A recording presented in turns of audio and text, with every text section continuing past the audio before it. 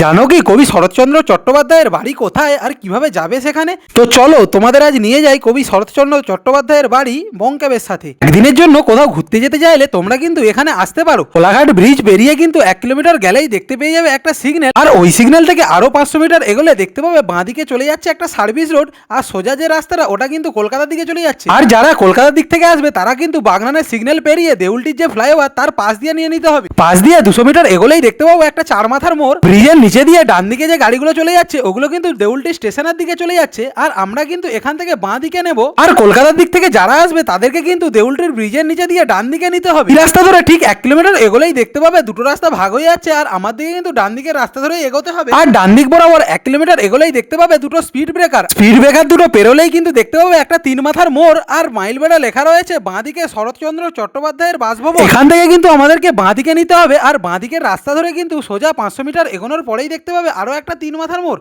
আর কোনো দিকে না তাকিয়ে কিন্তু ওই মোড় থেকে আমাদেরকে সোজা যেতে হবে। সোজা কিন্তু 200 মিটার এগোলেই তোমরা দেখতে পেয়ে যাবে কবি শরৎচন্দ্র চট্টোপাধ্যায়ের বাড়ি। আর যারা 4 চাকা নিয়ে আসবে এখানে কিন্তু গাড়ি রাখারও ব্যবস্থা আছে। কারা কারা এখানে আসতে যাও একটু কমেন্টে জানিও। আর বাড়ির ভেতরে কি কি রয়েছে জানতে চাইলে সেটাও কিন্তু কমেন্টে জানিও। আর কোন জায়গার রাস্তা জানতে যাও সেটাও কিন্তু কমেন্টে জানিও।